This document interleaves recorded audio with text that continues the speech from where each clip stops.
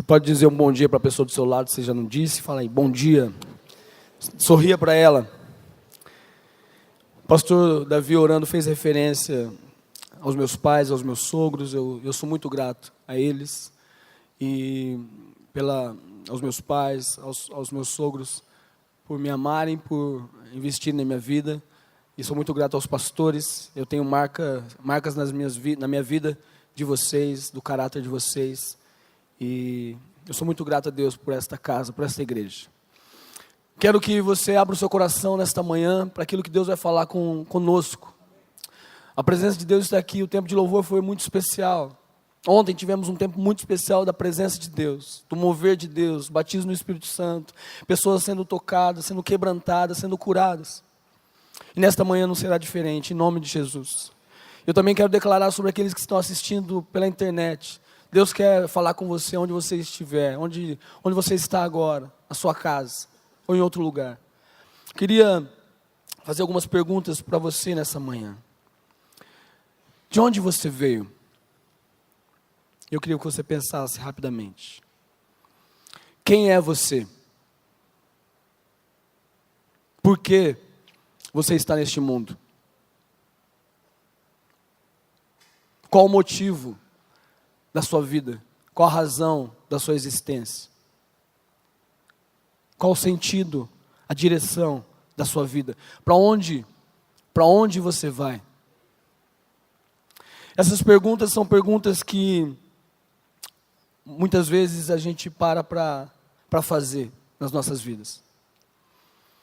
A gente para refletir, para pensar quem eu sou, qual a minha identidade, de onde eu vim, o que eu estou fazendo aqui nessa terra, para onde eu vou, qual o sentido, qual a direção, para onde eu estou indo, o que vai acontecer depois da minha morte, quando eu vou morrer. São perguntas que a gente faz, que pessoas fazem a todo dia, a toda hora, na nossa sociedade. Em qualquer língua, essas pessoas fazem essas perguntas. A gente pode dizer que essas perguntas são perguntas existenciais, porque são perguntas profundas, são perguntas íntimas, cujas respostas são profundas também. Mas nós queremos rapidamente passar para as respostas que a palavra de Deus dá a respeito dessas perguntas. Existem tantas outras perguntas, talvez não tão profundas como essa. Quando eu vou me casar? O que eu vou fazer de faculdade? Que carro eu vou comprar? Quando eu vou ter minha casa própria? Existem outras perguntas que também fazem parte da nossa vida. Mas eu queria que a gente refletisse um pouquinho, agora rapidamente, lendo alguns trechos da palavra de Deus, sobre essas perguntas existenciais. De onde eu vim? Quem me criou? A palavra de Deus tem respostas. E eu queria que você olhasse para o telão.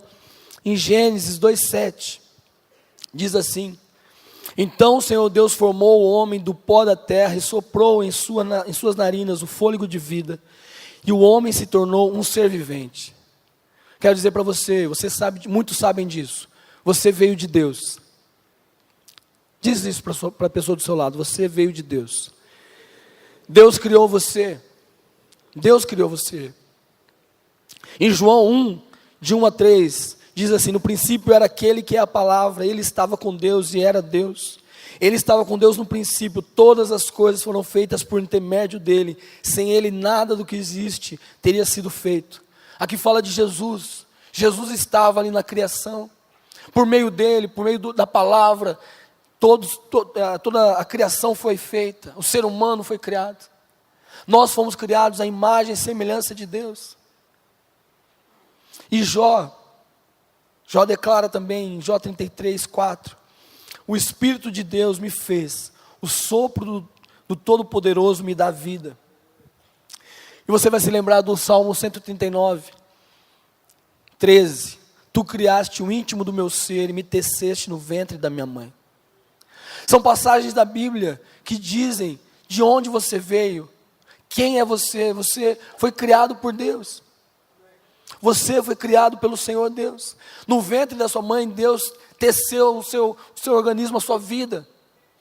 Naquele lugar, Ele deu o sopro de vida em você.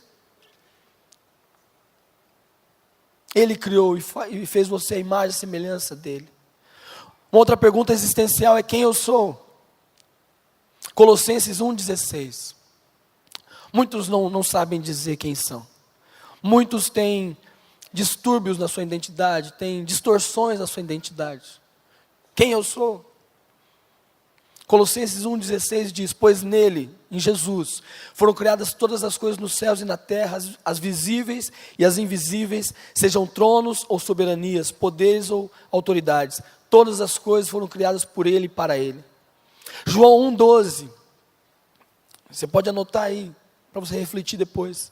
Contudo, aos que receberam, aos que creram em seu nome, deu-lhes o direito de se tornarem filhos de Deus. Então, não mais criaturas, mas aqueles que acreditam e que servem a Jesus e que têm Jesus como Senhor e Salvador, foram feitos em Jesus, filhos de Deus. Não mais criatura, mas agora filhos amados de Deus. Isso é uma verdade que precisa estar no nosso coração. Eu sou filho, você é filha de Deus. Isso muda toda a perspectiva da sua vida em relação à sociedade, em relação à sua própria vida, em relação às pessoas. Você é filho de Deus. Em Romanos 8, 14 e 16. Porque todos os que são guiados pelo Espírito de Deus são filhos de Deus. Pois vocês não receberam o Espírito que os escravize para novamente temer, mas receberam o Espírito que os adota como filhos, por meio do qual clamamos Abba Pai. O próprio Espírito testemunha ao nosso Espírito que somos filhos de Deus. Essa é a nossa identidade, a testificação do Espírito Santo no nosso espírito de que eu sou filho de Deus. E a convicção de que depois da morte eu vou encontrar-me com Jesus. Não é um documento, não é uma folha, não é uma escritura, não é uma escritura de um pedacinho no céu, mas é a constatação, uma experiência com Deus de que eu sou salvo em Jesus, e que eu sou filho de Deus, você é filho de Deus. Deus criou todas as coisas, por isso todas as pessoas são criaturas dele, mas nem todas são filhos, nem todas são filhas de Deus. Por isso precisamos de uma decisão por Jesus Cristo, para que Ele seja o nosso Senhor e Salvador. Por que estou aqui? Qual o motivo da minha vida? Efésios fala um pouco sobre isso também. Efésios 1, 5 e 6. Em amor nos predestinou para sermos adotados como filhos por meio de Jesus Cristo. Então já sabemos, somos filhos. Conforme o bom propósito da sua vontade, para o louvor da sua gloriosa graça, a qual nos deu gratuitamente no amado. O Sandro ministrando, ele falou um pouco sobre isso. Fomos feitos para a glória, para o louvor, para a adoração do Senhor Deus. Primeiro somos filhos. E o que fazemos? Essa adoração não é algo religioso. Essa adoração é um constrangimento, é um amor, é algo que a gente faz porque Deus nos amou primeiro. E eu amo, e Ele me ama, e nesse relacionamento com Deus, eu quero adorá-lo, eu quero louvá-lo, eu quero elogiá-lo. Então nós fomos criados por Deus para ter um relacionamento com Ele, e para adorar a Ele, para louvá-lo, para entronizá-lo. Em Marcos 12, 30 e 31, ame o Senhor, Jesus falando, ame o Senhor Deus de todo o seu coração, de toda a sua alma, de todo o seu entendimento e de todas as suas forças. O segundo é esse, o segundo mandamento, ame o seu próximo como a si mesmo. Não existe mandamento maior do que estes. Duas coisas eu vejo, é o amor a Deus. Muitos dizem que amam a Deus. Não, eu amo Deus, eu amo Deus. Mas Jesus não falou apenas do amor a Deus. E aquele que realmente ama a Deus, ama o seu próximo. Aquele que realmente se importa com o que Deus pensa. Aquele que realmente se importa com o amor de Deus. E o amor de Deus é por mim, mas é por toda a humanidade. Se importa também com o próximo. São dois mandamentos fundamentais da palavra de Deus. Ame a Deus acima de todas as coisas, com todo o seu coração, com toda a sua alma, com todo o seu entendimento. E ame o teu próximo como a ti mesmo. É a palavra de Deus que nos ensina. Então muitos ficam buscando um propósito na vida. Muitos ficam buscando, puxa, o que eu vou fazer? Qual que é o meu objetivo? O seu objetivo na vida, o seu propósito na vida, o seu sentido na vida, passa por esses dois mandamentos. Por amar a Deus e por amar o seu próximo. Como isso vai se materializar? Deus vai te mostrar. Será trabalhando com ação social, será sendo um líder na casa de Deus, ministrando em outros ministérios, trabalhando, tendo uma empresa e abençoando pessoas na sua empresa, seus funcionários. Eu não sei como esse amor ao próximo vai se materializar, mas o sentido da nossa vida passa pelo amor ao próximo, por amor a Deus e amor ao próximo. E quantos não têm sentido? E quantos, buscando respostas, não encontram sentido para a sua vida? Mas nós temos sentido na palavra de Deus. E a última pergunta: para onde eu vou? Para onde eu vou? Quando tudo acabar? Quando eu acabar? Quando eu morrer? O que vai acontecer? Para onde eu vou? A palavra de Deus diz, João 14:3: e se eu for e lhes preparar lugar, voltarei e os levarei para mim, para que vocês estejam onde eu estiver. Jesus disse isso. Jesus, ele veio, ele se relacionou com o ser humano, ele amou o ser humano, ele sofreu junto com o ser humano, ele chorou neste lugar, na terra. Ele cumpriu o seu chamado, ele morreu na cruz por nós, mas ele ressuscitou. E ele disse, eu vou preparar para vocês lugar. E um dia eu vou voltar e vou levar vocês comigo, para que nós estejamos para sempre juntos. Então a verdade da palavra é que um dia nós estaremos para sempre na presença de Deus. Só que eu tenho uma notícia para te dar essa manhã. Uma notícia que ela é maravilhosa. Você não precisa esperar a eternidade. Você não precisa esperar morrer para estar com Jesus, porque você pode estar na presença de Jesus agora. A eternidade de Deus está no seu coração quando você recebe Jesus como Senhor, e você pode se relacionar com o Senhor Jesus Cristo. E um dia, quando Ele voltar, nós estaremos para sempre na glória. Mas essa glória, os céus descem nesta terra. Quando você ora, quando você entra na presença de Deus, Jesus está com você. O relacionamento com Jesus começa aqui na terra e continuará na eternidade. Então estaremos com Ele para sempre. Essas perguntas são perguntas existenciais, são perguntas profundas, que têm gerado muita ansiedade nas pessoas. As perguntas que muitas vezes não têm resposta, têm gerado muita ansiedade nos dias de hoje. Talvez você que está aqui nesta manhã, ou está assistindo pela internet, você é uma pessoa muito ansiosa. Muito ansiosa. Eu sou ansioso. Eu disfarço, mas eu sou ansioso. Pastor, talvez os pastores, meus amigos, a minha esposa, não parecem ansiosos. Mas eu sou lá dentro. Eu disfarço. Mas a sociedade vive, muitos médicos falam sobre isso, que a ansiedade é o mal do século 21, porque da ansiedade vem muitas doenças, muitas crises, da ansiedade situações piores acontecem, a tristeza, a depressão, o divórcio, o suicídio, o homicídio, por causa da ansiedade, por causa de respostas que as pessoas não têm, ou respostas que elas buscam onde não há respostas, não respostas verdadeiras, não respostas da palavra de Deus, não aquilo que realmente preenche o vazio no coração de um homem, de uma mulher, do ser humano. Respostas nós podemos encontrar várias, religiões dão respostas, filosofias dão respostas, a ciência quer dar respostas a muitas perguntas, mas todas essas respostas não preenchem o vazio que existe no coração do homem, não aplacam a ansiedade que o homem tem, que o ser humano tem, não trazem uma perspectiva de futuro e de eternidade, se resumem nesta vida, se resumem aqui, ou em outras vidas, religiões que falam de outras vidas, que você vai vivendo e vivendo e vivendo, morre, depois nasce de novo. E nós não cremos assim. Ao homem foi dado apenas uma vida. Foi dado apenas uma vida para viver. E nesta manhã eu quero, pensando nisso, nessas perguntas, e pensando nessa ansiedade que a gente vê em nós às vezes, com pessoas com quem nós trabalhamos, estudamos. Hoje tem crianças ansiosas. Você fala, meu Deus, é uma criança, ela é ansiosa, sofre antes das coisas acontecerem, ficam preocupadas antes das coisas acontecerem. Você fala, como isso? Uma criança. Para você ver como isso está no nosso meio, isso está aqui em Londrina, isso está no Brasil, isso está no mundo. E eu queria ministrar, o título da palavra dessa manhã é a ansiedade e o relacionamento com Jesus.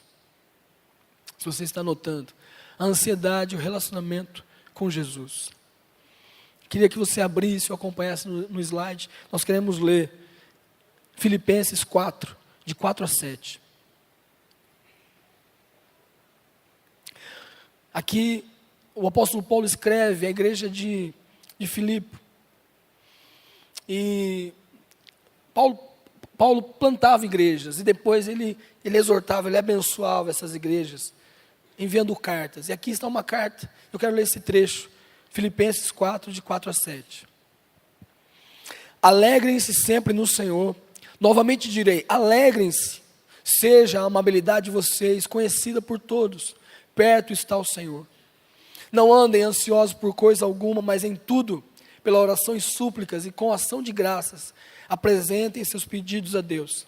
E a paz de Deus, que excede todo o entendimento, guardará os seus corações e as suas mentes em Cristo Jesus. Que texto tremendo.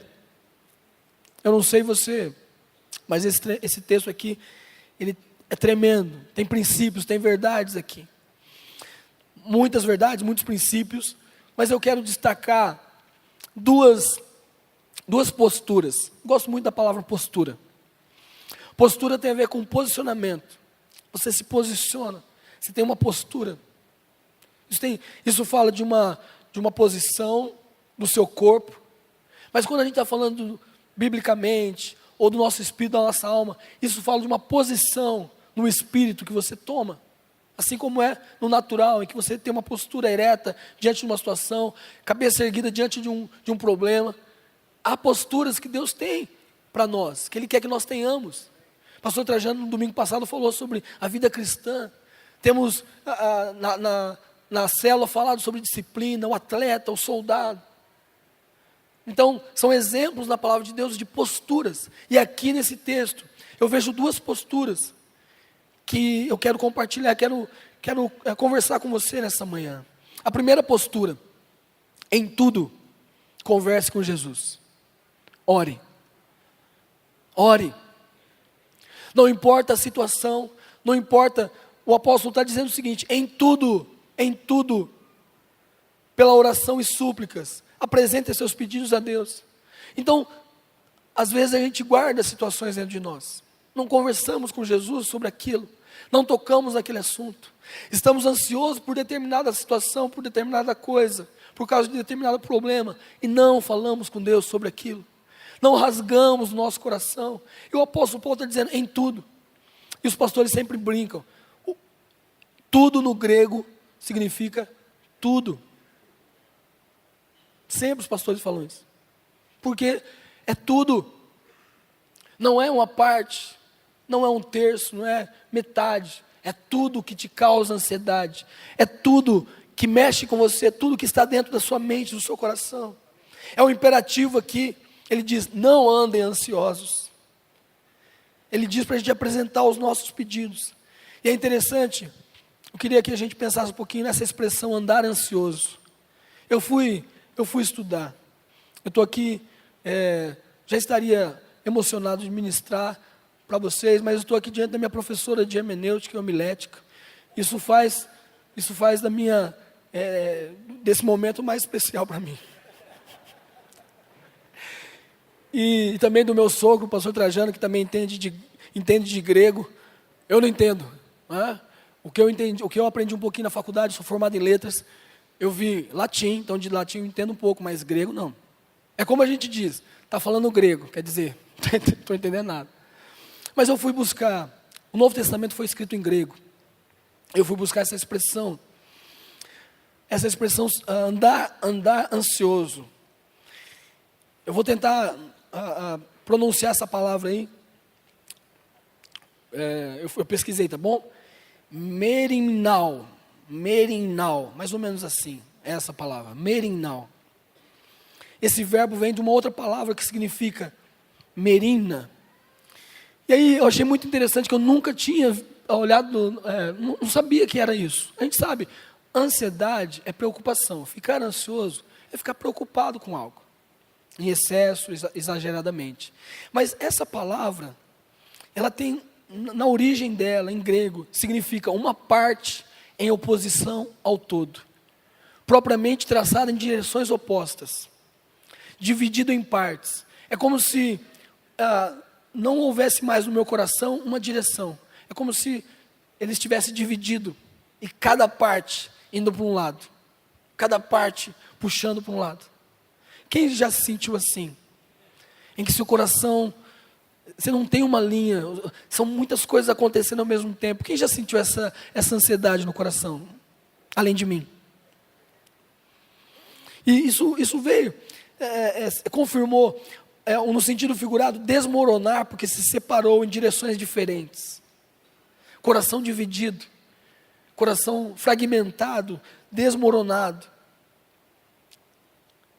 E aí eu fui para Gênesis. Eu perguntei para mim mesmo, para Deus, para a palavra de Deus: Senhor, Adão e Eva, será que eles eram ansiosos? Será que a ansiedade estava ali dentro? A resposta que eu obtive é que não. Não. O coração, antes do pecado, o coração do ser humano não estava dividido. O coração dele, ele era um só com Deus. Havia a presença de Deus, o contato de Deus com o ser humano. A palavra de Deus diz que Deus vinha e passeava na viração do dia ali no jardim, conversava. Não havia separação, porque não havia pecado. Então, com o pecado entrou a ansiedade. Nós fomos separados de Deus. O nosso coração hoje é dividido muitas vezes. É cheio de situações. Por isso o apóstolo Paulo está dizendo: não andeis ansiosos, não andeis divididos no seu coração, com várias direções aí dentro. Ore, converse com Jesus em tudo, fale com Jesus sobre isso. Nós muitas vezes já ouvimos que há um vazio no coração do ser humano. Eu vejo que esse vazio não existia quando Deus estava ali com Adão, mas por causa do pecado entrou. E hoje as pessoas estão buscando aplacar essa ansiedade, preencher esse vazio com tantas coisas. Com o casamento, achando que a felicidade está na outra pessoa. Com o dinheiro, com realizações, com a pornografia, com o sexo ilícito, alguma coisa que dê uma alegria, alguma coisa que dê preencha alguma coisa dentro do coração dela. Mas você conhece, de repente você já viveu isso. Depois de experimentar as coisas, o vazio continua lá. Depois de viver tudo, o vazio continua lá. Essa palavra, essa expressão, também acontece lá em Mateus 6,25. Jesus falando.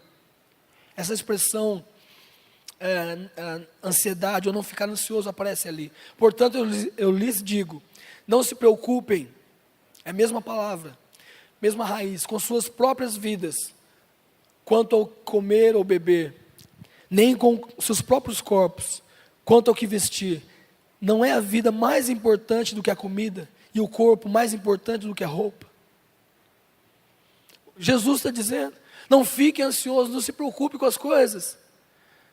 A vida é mais importante do que as coisas. A vida é mais importante do que as coisas. Aqui, aqueles mais maduros, que já viveram mais, sabem. Aos novos, às vezes a gente fica encantado com algumas coisas, querendo algumas coisas, mas a vida é mais importante do que as coisas. O corpo é mais importante do que a roupa. Aí você pode falar assim, pastor, mas como eu vou deixar de ser ansioso? Como, pastor? O que a palavra de Deus fala? Fala sobre uma postura. Essa postura é orar. É orar, é conversar com Deus. É ir para o lugar secreto da oração. É entrar no banheiro, se você está num ambiente que ali não dá para orar, entra no banheiro. Ajoelha-se ali e ore ao Senhor. Coloque o seu coração diante dEle. Derrame o seu coração. Apresente os seus pedidos a Deus. Normalmente a ansiedade é por uma preocupação. E se tem uma preocupação, tem um pedido. Você está preocupado com o sustento da sua casa. Você está preocupado com a educação dos seus filhos. Você está preocupado com a prova que você vai fazer na escola, na faculdade. Você está preocupado, você vai tirar carteira de motorista. Há uma preocupação, essa preocupação gera uma ansiedade. O que a palavra de Deus está dizendo? Em tudo. Então você vai para a presença de Deus e ora ao Senhor. Coloca aí, Senhor Deus, eu estou muito ansioso por isso. Aquieta o meu coração, Senhor, eu entrego esse problema nas tuas mãos. Eu entrego o meu marido nas tuas mãos. Eu entrego os meus filhos nas tuas mãos. Tem pessoas hoje que não têm filho. Eu falo, eu não vou ter filho. Para a sociedade como está, o mundo como está, eu não vou ter filho. Por causa do medo, da preocupação, da ansiedade, do que vai acontecer. Mas nós podemos ter filhos. Nós podemos criar os nossos filhos na casa de Deus. E nós podemos entregar essa ansiedade, essa preocupação de ter filhos. E os nossos filhos na presença de Deus. Deus está aqui. Cuida, Senhor. Eu não posso estar com eles todo o tempo. Quem é pai e mãe sabe, a gente quer estar todo o tempo. Cuidando, segurando, não deixando bater. Mas nós não vamos estar. Se não for Deus cuidando dos nossos filhos. Se não for Deus guiando os nossos filhos. Se não for nós ensinando o caminho para que eles tenham uma experiência com Deus e sejam homens e mulheres de Deus, como nós temos visto nessa casa, filhos de líderes, filhos de pastores, pastoreando, servindo, liderando. E aí, eu quero acrescentar algo aqui. Tem uma expressão aí que faz toda a diferença. Aí tem uma frase que eu queria ler para vocês. Orar é conversar com Jesus, é externar, dar a conhecer, exteriorizar as palavras do fundo da alma e também do íntimo do espírito. É abrir o coração, é falar sobre tudo com Ele. Enquanto ministrava, eu escrevi essa frase. É abrir o coração, é externar, é fazer que venha para fora o que está lá dentro. Às vezes tem dores aqui, tem essa divisão, essa ansiedade, essa preocupação está aqui dentro. Nós precisamos colocar para Deus, abrir isso para Deus, abrir o nosso coração. Mas há uma chave aí de como deve ser isso. Há uma chave nessa oração de que Paulo fala. Apesar de ser uma oração de súplica, apesar de ser uma oração de pedidos, ele diz que nós devemos fazer isso com ação de graças. Ação de graças. Como não ficar ansioso nesta vida? Por meio da ação de graças. Isso, Colossenses 3:16, diz assim, ó. Habite ricamente com vocês a palavra de Cristo, ensinem, aconselhem-se uns aos outros com toda a sabedoria, e cantem salmos, hinos e cânticos espirituais com gratidão a Deus em seus corações. Esses dias eu estava na sala de oração e eu estava ansioso. Várias situações. Orando, pessoas próximas a mim, no trabalho. Uma situação que aconteceu aqui em Londrina. O nosso diretor morreu, diretor do Colégio Max. Eu estava orando, estava muito ansioso. Muito ansioso por tudo, né? Pelos familiares, preocupado com o colégio, com a escola. E eu não conseguia orar ao Senhor Deus, me concentrar. Havia um turbilhão dentro de mim. Um turbilhão dentro de mim. E eu comecei a agradecer a Deus. Comecei a agradecer. Eu agradeci a Deus por vocês, pela igreja, por esta casa. Agradecer a Deus pelos pastores. Agradecer a Deus pela minha esposa, pelo Davi, pelo André, pela Joana, pelos meus pais, pelos meus irmãos, pelos meus cunhados. Comecei a relacionar todas as pessoas que estão perto de mim, as pessoas que trabalham comigo. Comecei a agradecer a Deus, obrigado. Comecei a agradecer a Jesus, obrigado pelo teu sacrifício na cruz. Obrigado porque eu encontrei sentido para a minha vida, porque eu tenho um relacionamento contigo. Comecei a agradecer a Deus. Então o que eu quero dizer para você nesta manhã, mesmo que você esteja ansioso, mesmo que você esteja muito preocupado com situações, o apóstolo Paulo dá uma chave para nós: oração, súplica com ações de graça. Pastor, mas eu preciso pedir, eu vou agradecer. Você precisa agradecer pelo que você tem, não pelo que você não tem. Pelo que você não tem, você vai pedir depois, mas olha ao seu redor e veja quantas coisas Deus tem feito na sua vida. Veja quantas coisas Deus tem feito. Ah, pastor, você não conhece a minha história. Você não conhece, eu sou órfão, eu fui abusado. Ah, pastor, tem tantas coisas terríveis que aconteceram. Mas eu tenho certeza que se você parar para pensar, você vai encontrar muitas coisas para agradecer a Deus. Muitas coisas, é só você fazer uma reflexão. É só você parar, se ajoelhar, deitar, sentar e começar a orar e falar assim: Deus, eu quero te agradecer. E começar a pensar em coisas para agradecer. O Espírito Santo vai te lembrando de coisas para você agradecer o Senhor. E entre essas coisas, precisa estar aquilo que é mais importante nas nossas vidas: o sacrifício de Jesus Cristo na cruz. Ele morreu por você. Ele morreu por cada um que está aqui nesta manhã. Ele morreu na cruz, Ele pagou um preço para que hoje nós pudéssemos orar, para que hoje nós pudéssemos ter alegria, para que hoje nós pudéssemos estar na presença de Deus. Eu queria fazer algo agora. Eu vou te dar 1 minuto para você ir na sua cadeira, sentado. Em 1 minuto, eu vou acompanhar aqui no relógio. 1 minuto. Eu queria que você agradecesse a Deus. Fizesse algo prático agora. Agradeça, feche seus olhos. Você não vai pedir nada, só agradeça a Deus. E relacione algumas coisas. Lembre-se de algumas coisas para você agradecer nessa hora.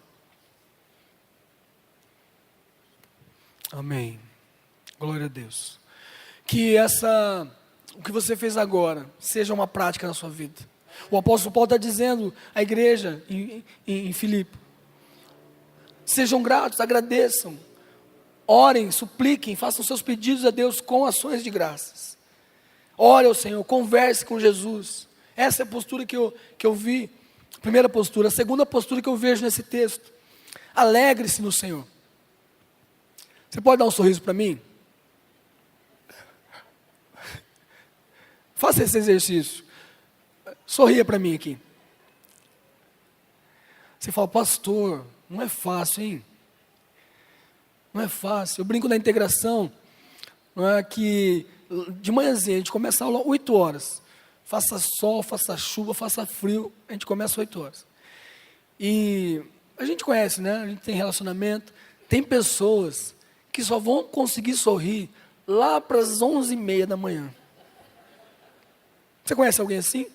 Não aponta, não aponta. Tem pessoas que elas sorriem mais cedo, tipo umas 9 horas da manhã. Mas depois que toma café. Porque se não toma café, também não sorri, não. Aí você fala: pastor, eu vou me alegrar no Senhor.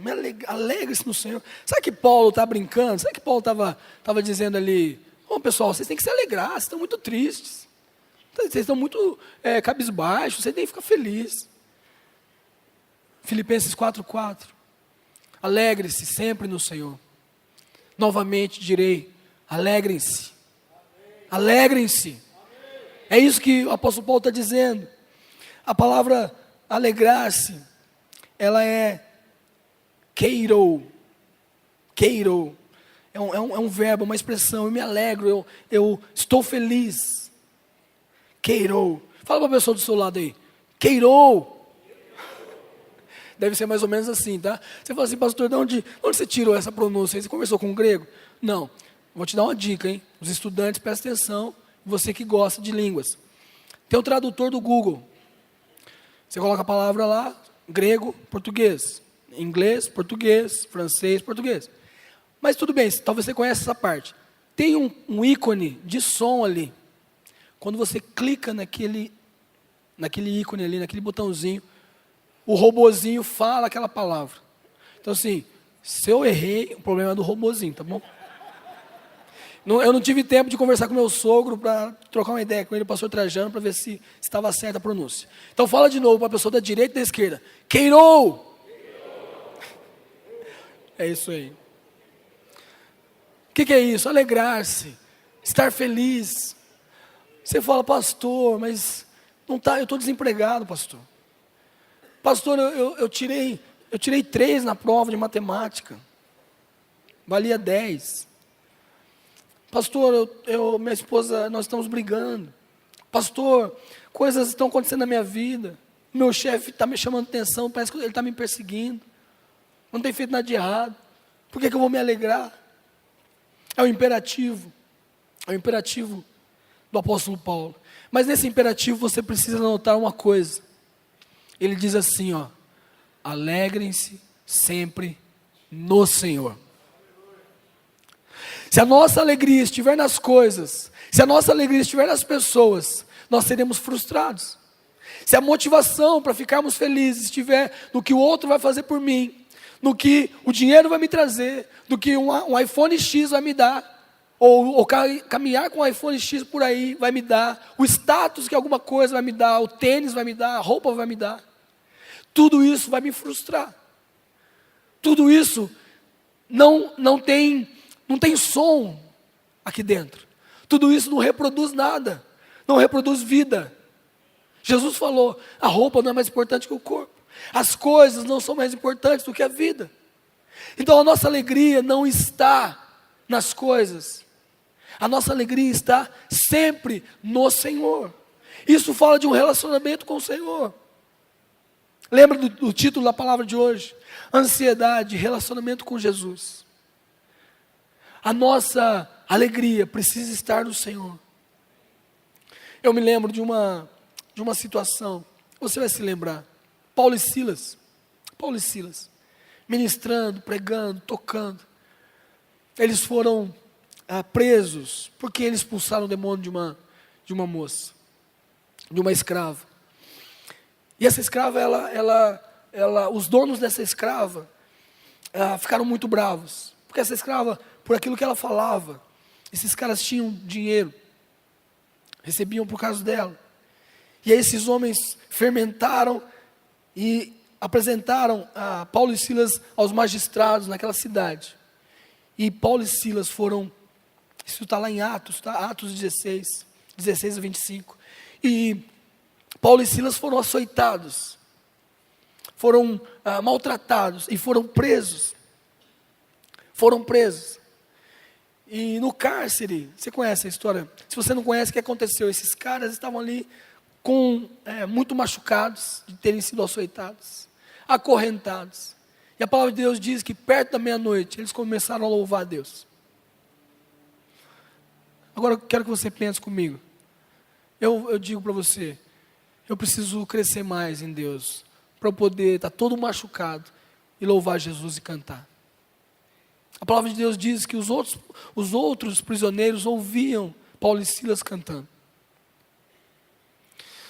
Os caras estavam acabados, os caras estavam quebrados, mas eles estavam se alegrando no Senhor. Eles estavam se alegrando em Deus, por isso eles podiam cantar. Estavam orando e cantando hinos a Deus. E os outros presos ouviam. Neemias fala sobre a alegria. Essa é uma frase que a gente sempre diz, né? A alegria do Senhor é tua força. Mas lá em Neemias diz assim, 8:10. Neemias 8:10, a parte B. Não se entristeçam, porque a alegria do Senhor os fortalecerá. A alegria do Senhor é uma alegria sobrenatural.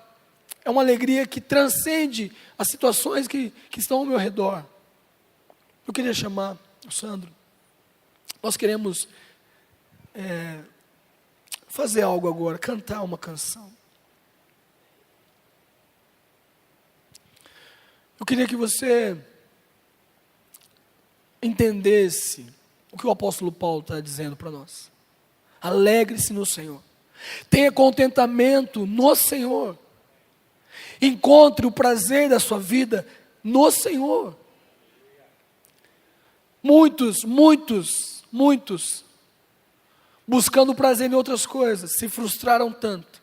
Muitos buscando prazer em tantas coisas, não acharam essa alegria, não acharam e se mantiveram com o coração vazio. Muitos em condições assim, adoecem, morrem. Muitos não encontrando alegria em tudo. Tem pessoas, você sabe, existem pessoas ricas no mundo. A pessoa, ela escolhe. Ela pode sair daqui de Londrina, pegar um avião. Do avião de Londrina ir para São Paulo para Paris para Tóquio para Washington. Não tem dificuldade com dinheiro. Pode comer nos melhores lugares do mundo, nos melhores restaurantes. O dinheiro para algumas pessoas não é problema. Só que aquele vazio não é preenchido por dinheiro. E muitos, em situações assim, não encontram sentido. Tem tudo, mas não encontram sentido. Muitos tiram a sua vida numa situação dessa. Para onde eu vou? De que vale ter tudo isso? De que vale ter carros? De que vale ter isso? Eu não tenho alegria, eu não tenho satisfação, eu não tenho contentamento. Nós precisamos encontrar a nossa alegria em Jesus. Quer dizer para você, homem casado, mulher casada, a sua alegria plena não está no seu cônjuge. Aos pais, a sua alegria plena, o preenchimento não está nos seus filhos. Aqueles que estão estudando, que vão crescer, que vão ser homens empresários, mulheres empresárias, médicos, advogados, professores e qualquer profissão que você escolha, a sua alegria não está na sua profissão. Não está nas coisas materiais, nos bens, no que você pode comprar. Não está num carro, numa moto.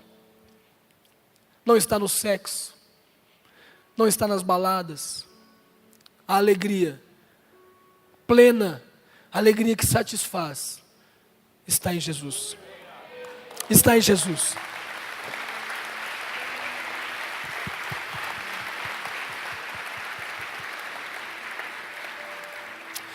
Eu quero que a gente cante essa canção. Ela fala que Jesus é nosso Rei dos Reis, que nós queremos adorá-lo.